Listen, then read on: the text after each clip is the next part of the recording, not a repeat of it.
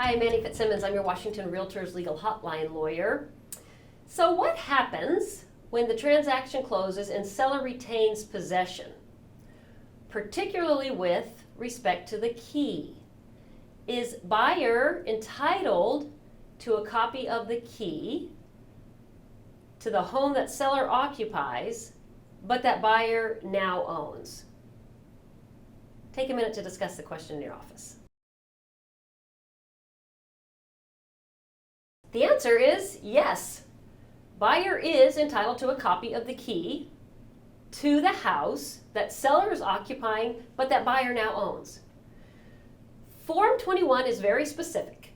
When the parties agree to possession at some date other than closing, the parties also agree to sign either a Form 65A, which is a buyer taking occupancy prior to closing agreement, or a 65B, seller retains possession after closing.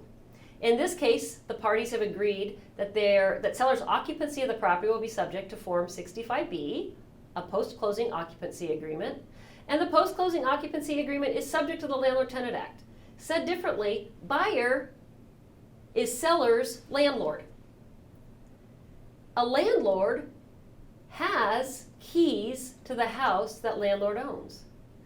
The Landlord-Tenant Act fully embraces the notion that a landlord has keys and even a right of access under certain circumstances to the property owned by buyer and occupied by buyer's tenant, in this case, the seller.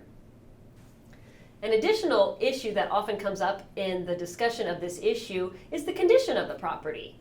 Who is responsible for the condition of the property from the date of closing until the date of possession?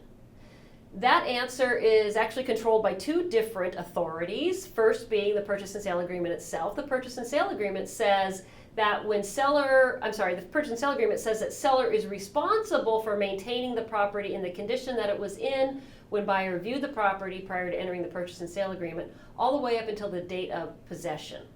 Not closing, but possession.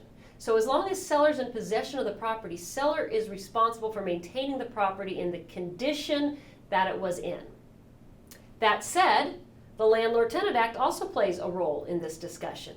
If a major appliance or the heating source or something like that goes out after closing, but during the term of seller's possession, buyer is the landlord, and under the Landlord-Tenant Act, buyer is likely responsible for repair or replacement of those items that go out.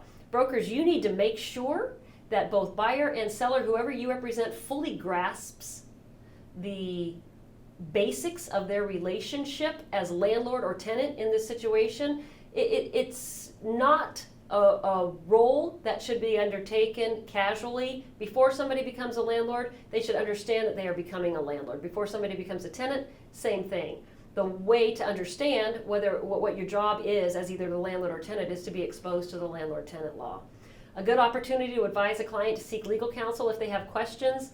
Your client can find the Landlord-Tenant Act themselves by going online and doing a search for RCW 59.18.